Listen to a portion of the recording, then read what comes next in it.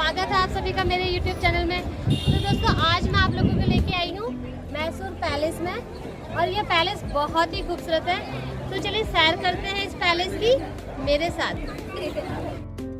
दोस्तों यह पैलेस सुबह 10 बजे से शाम के 5:30 बजे तक खुला रहता है। रात को यहाँ पर sound and light show programme भी होता है। यह भारत का सबसे बड़ा पैलेस है। पैलेस की टोटल बाउंड्री वॉल 72 एकड़ है और पैलेस 4 एकड़ में बना हुआ है। मैं आपको पैलेस का फ्रंट व्यू दिखा रही हूँ जो कि बहुत ही खूबसूरत है। इस महल की बालकनी राजस्थानी डिजाइन में बनी हुई है जो कि बहुत ही खूबसूरत दिखती हैं।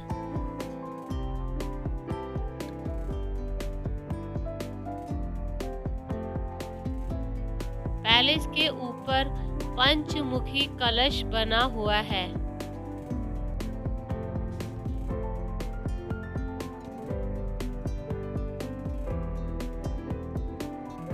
पैलेस का मेन एंट्रेंस गेट बंद रहता है। यहाँ पर टोटल 5 एंट्रेंस गेट हैं, परंतु आप केवल नॉर्थ और साउथ गेट से ही एंटर कर सकते हो। पैलेस के सामने दोनों कॉर्नर्स में मंदिर बने हुए हैं। यह मंदिर मैं आपको बाद में विजिट कराऊंगी। इस खूबसूरत पैलेस को इंडो सार्सनिक, हिंदू, मुगल, राजस्थानी तथा गॉथिक आर्किटेक्चर स्टाइल में बनाया गया है। इस महल का कंस्ट्रक्शन कार्य 1897 ईस्वी से 1912 ईस्वी तक किया गया। यह पैलेस का मेन एंट्रेंस गेट है जो कि अभी बंद है। इसके चीफ आर्किटेक्चर हेनरी इरविन थे। पैलेस के अंदर के आर्किटेक्चर श्री राघवेलु नायडू थे। आज भी यहाँ रॉयल फैमिली रहती है। हम पैलेस का केवल वही भाग विजिट करेंगे जो कि टूरिस्ट के लिए ओपन है। इस जगह का नाम मैसूर इसीलिए पड़ा क्योंकि माता चामुंडेश्वरी ने दैत्य महिषासुर को मारकर यहाँ पर उसका वध किया था। आज भी यहाँ माता चामुंडेश्वरी का मंदिर है। वर्तमान में इस महल के 27वें राजा यदुवीर कृष्णदत्त वोडियार हैं, जो कि मई 2015 में राजा बने। साल भर में एक बार सभी राजी परिवार राजघराने की पोशाक पहनते हैं तथा दशहरा का उत्सव बड़े ही धूमधाम से मनाते हैं। महल के चारों ओर लगभग 80,000 बल्ब लगे हुए हैं। जब भी कोई महोत्सव होता है तब रात को यह महल जगमगा उठता है तथा बेहद खूबसूरत दिखाई देता है। दोस्तों पहले यह पैलेस लकड़ी का था, परंतु दुख की बात है कि सन 1897 में राजकुमारी जया लक्ष्मी के शादी के समय महल में दुर्भाग्यवश आग लग गई और उस आग में महल के 60% भाग को क्षति पहुंची। उसके बाद सन 1897 से सन 1912 ईस्वी तक महल का पुनर्निर्माण करवाया गया, जिसमें कि 42 लाख का खर्चा आया और इसको पूरा होने में 15 साल लगे। दोस्तों इस महल की एक खूबसूरत कहानी मैं आपको बताती हूँ। कहा जाता है कि यह पैलेस 400 साल बाद रानी अलामी अम्मा के श्राप से मुक्त हुआ है। इस कहानी के कुछ ऐसे सबूत आज भी हैं जो कि इसे सच करती है। कहा जाता है कि सन 1600 ईस्वी में राजा वोडियार ने अपने पड़ोसी राज्य श्रीरंगपट्टनम में हमला कर दिया था। काफी समय तक युद्ध चलने के बाद मैसूर के राजा की जीत हुई। उसके पश्चात श्रीरंगपट्टनम के राजा अपनी पत्नी अलामी अम्मा को लेकर महल से काफी दूर जाकर रहने लगे। राजा की पत्नी अपने साथ राजघराने से खजाना ले आई थी और उन्होंने उसे एक मंदिर में छुपाकर रखा था, यह सोचकर कि जब भी उन्हें उनका राज्य वापस मिलेगा तो वह खजाना अपने साथ वापस ले जाएंगी। परंतु कुछ वर्ष पश्चात ही राजा की मृत्यु हो गई। जब राजा वोडियार को इस बात की खबर लगी तो उन्होंने अपने सैनिकों को खजाना लेने भेजा, परंतु अलामी अम्मा नहीं मानी।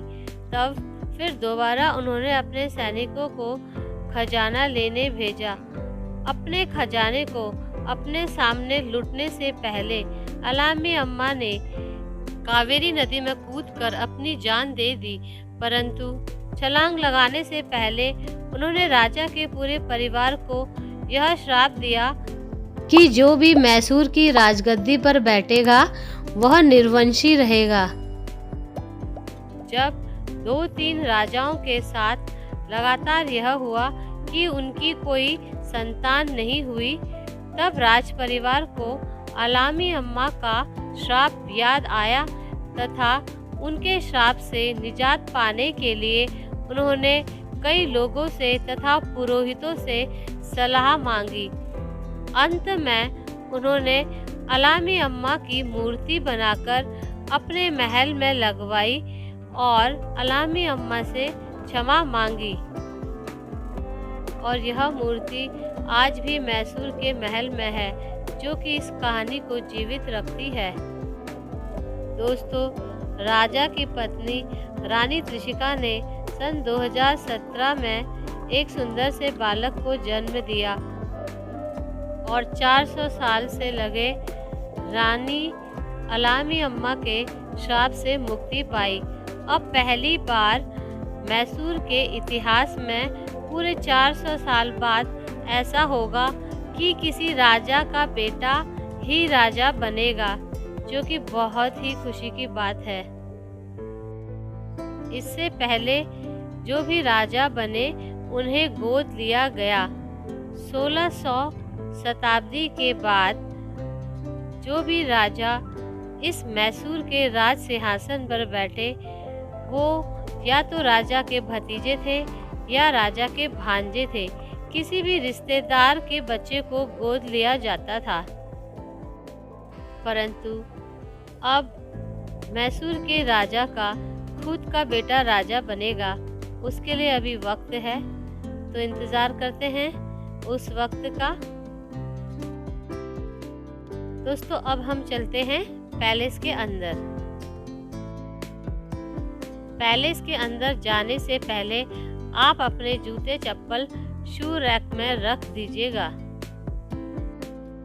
जैसे आप अंदर के लिए एंटर करोगे तो यहाँ पे एक नोटिस बोर्ड में लिखा हुआ है कि यह जो महल है पहले राजा कृष्णराज वोडियार 4th के समय में बना था, परंतु जब एक्सीडेंटली 1897 में इसमें आग लग गई थी तो काफ़ी नुकसान हुआ। फिर इस महल को 1897 से 1912 तक रेनोवेट किया, जिसमें कि पूरे 15 साल लगे और 42 लाख रुपए का खर्चा आया। दोस्तों, हम यहाँ पर न्यू ईयर के टाइम पर आए हुए हैं, इसीलिए काफ़ी अच्छी खासी भीड़ है, बहुत ज़्यादा भीड़ है आज तो।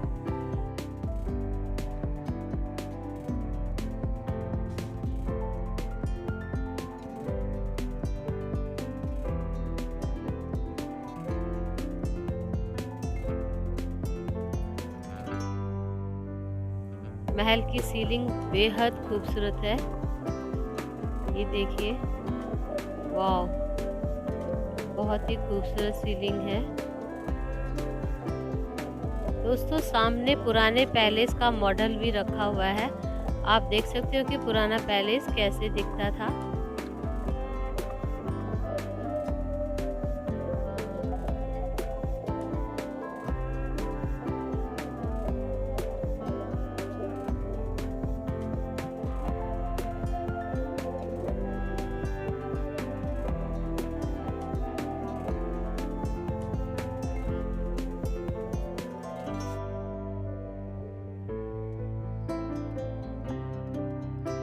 एक बात तो मैं आपको बताना भूल ही गई, यहाँ पर ऐसे 2 हाथी हैं जिन्हें कि राजा ने शिकार किया था काफ़ी साल पहले और यहाँ पर इनको लगा दिया गया और केमिकल में लगाकर इन हाथियों को यहाँ पे रखा गया ताकि ये बिल्कुल सुरक्षित रह सकें। केवल इनके जो दाँत हैं वो नकली हैं, परंतु असली दाँत को भी यहीं पर कहीं रखा गया है। और यहाँ पर आप सामने कुश्ती का मैदान देख सकते हो। ये रहा कुश्ती का मैदान।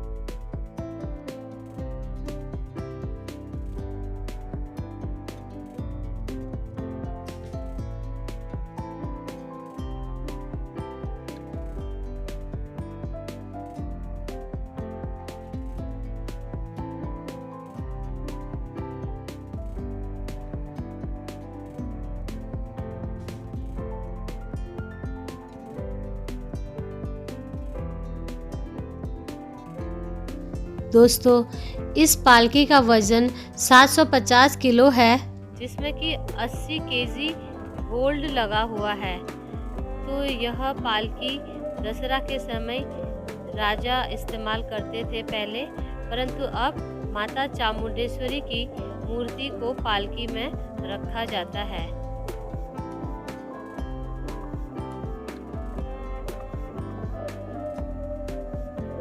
दोस्तों, यहाँ पर आपको 3D पेंटिंग्स भी देखने को मिल जाएंगी। इन पेंटिंग की खासियत यह है कि जहाँ को भी आप अपना फेस टर्न करोगे वहीं को ये पेंटिंग आपकी तरफ देखने लग जाएंगी। वाह, बहुत ही खूबसूरत पेंटिंग है। और यह है मंडप हॉल। यहाँ पर सभी राजा महाराजाओं की शादी होती है। यहाँ पर एक और रूम है जहाँ पे आपको सभी शाही परिवार की तस्वीरें और पेंटिंग देखने को मिलेंगी।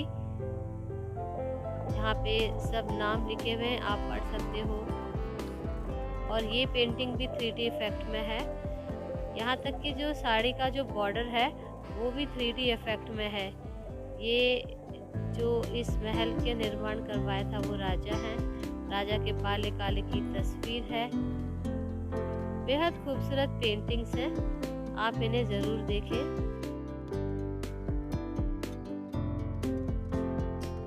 और ये सारे के सारे निमंत्रण बॉक्सेस हैं। उस समय जब भी इनविटेशन भेजना होता था तो इन बॉक्सेस के अंदर इनविटेशन भेजा जाता था। यह बॉक्सेस चंदन की लकड़ी के बने हुए हैं।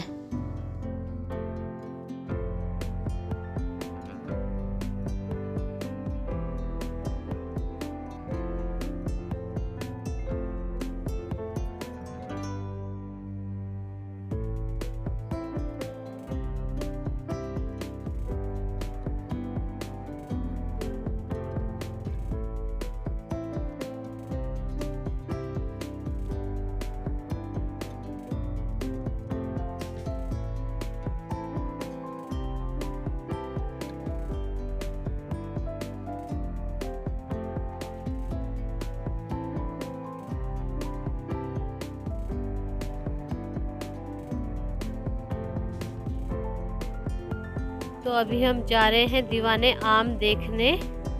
काफ़ी अच्छी खासी भीड़ है आज यहाँ पर।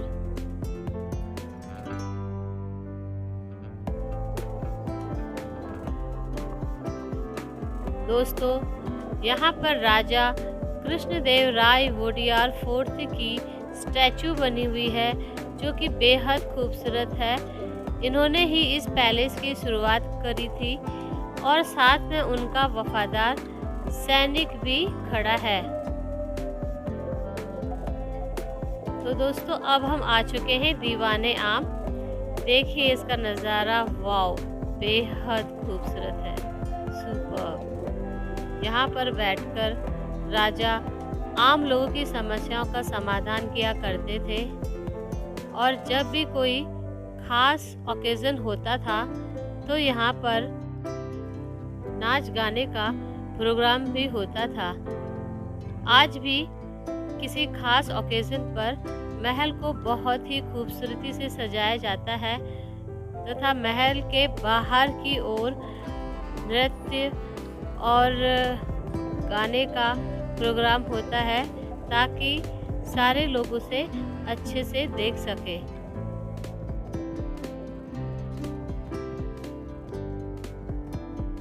महल की जो सीलिंग है, यहाँ पे विष्णु भगवान के 10 अवतारों को दर्शाया गया है।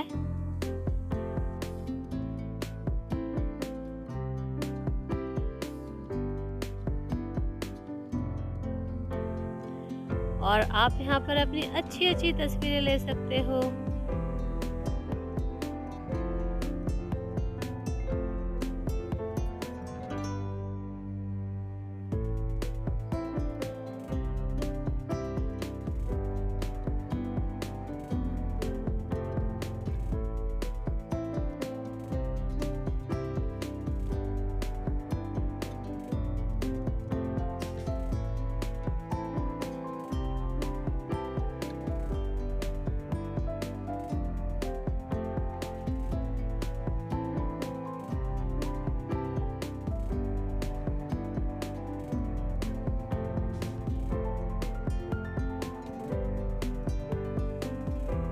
आप देखोगे यहाँ पे जो आर्चेस हैं वो सिमेट्री में बने हुए हैं जिससे कि वो बेहद खूबसूरत नज़र आते हैं।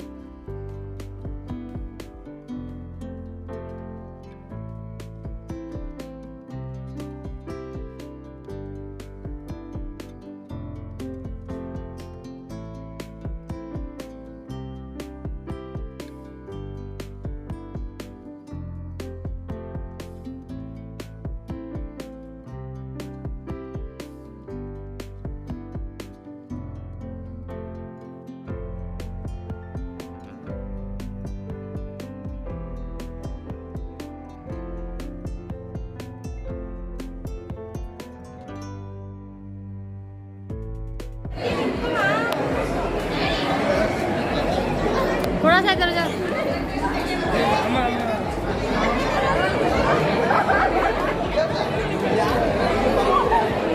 इधर देख लो एक बार, इधर देखो।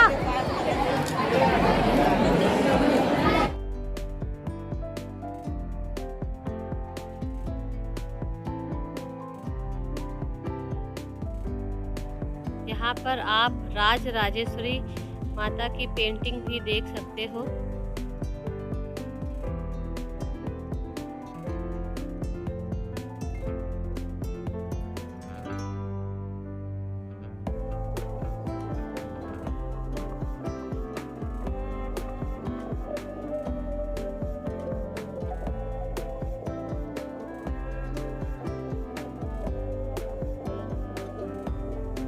अब हम चलते हैं दीवाने खास।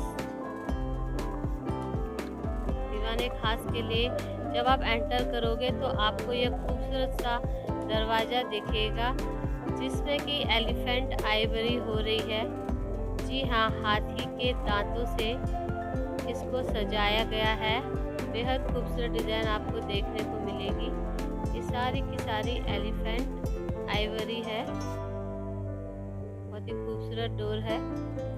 अब हम अंदर आ चुके हैं और यहाँ पे आप जो भी ये पेंटिंग्स देख रहे हो ये 24 कैरेट गोल्ड से की गई हैं। दीवाने खास वास्तव में बहुत ही खास है, बहुत ज़्यादा खूबसूरत है। ये देखिए इसके नज़ारे,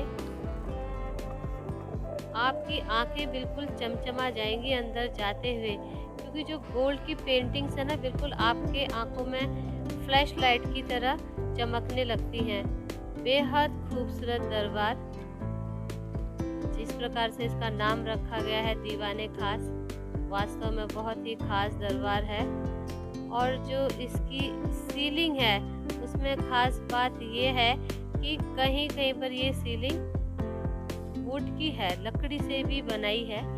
आपको अभी आगे पिक्चर्स में मैं दिखाऊंगी, आगे वीडियो शेयर करूंगी। ये देखिए आपको बिल्कुल इसके बगल में दिख रही है ये वुडन कार्विंग जो हो रही है, इसकी सीलिंग भी बेहद खूबसूरत है।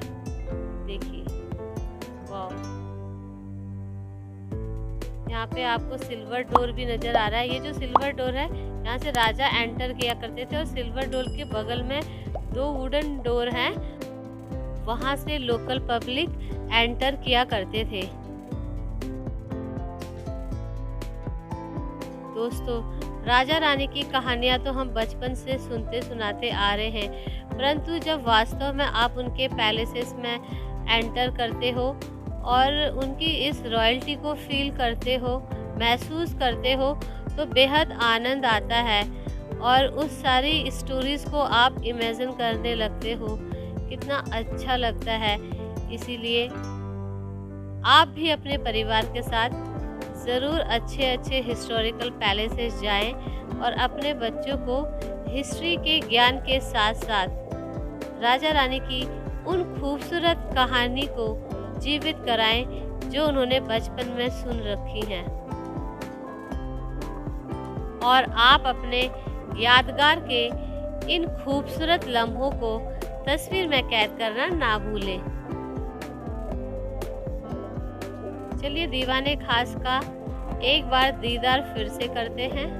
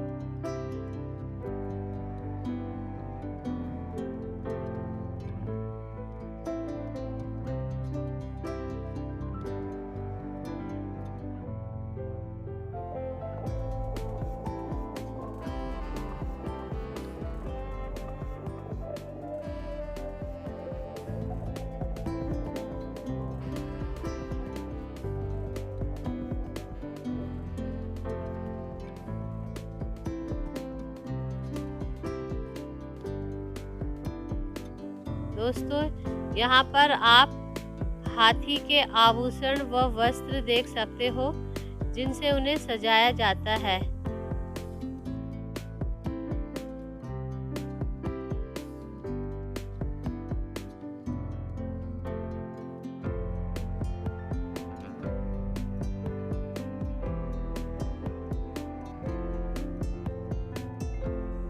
हाथियों को पहनाए जाने वाले आभूषण की लिस्ट भी यहाँ पर लिखी गई है।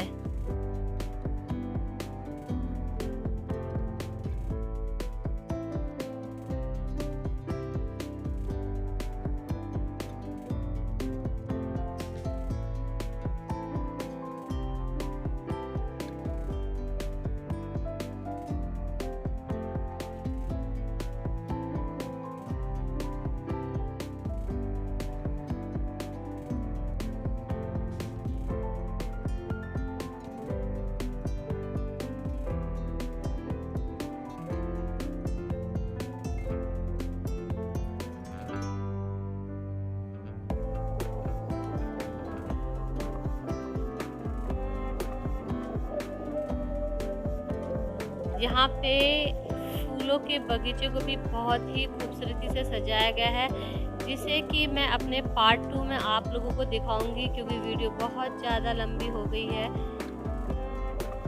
और 2 टेम्पल्स भी हैं, उनको भी मैं पार्ट 2 में विजिट कराऊंगी।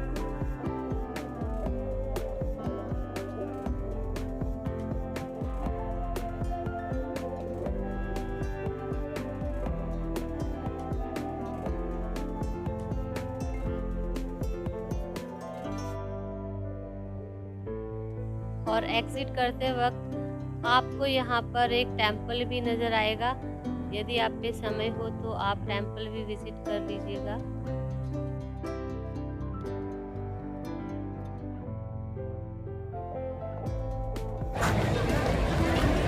तो दोस्तों उम्मीद करती हूँ कि आपको आज की मेरी यह वीडियो पसंद आई होगी। अगर आपको मेरी यह वीडियो पसंद आई है तो प्लीज़ इसे लाइक और शेयर ज़रूर कीजिएगा। और यदि आप मेरे YouTube चैनल में नए हैं तो इसे सब्सक्राइब करना मत भूलिएगा। मिलती हूँ आपसे अपनी अगली वीडियो में। तब तक के लिए आप सभी लोग अपना ख्याल रखें। बाय।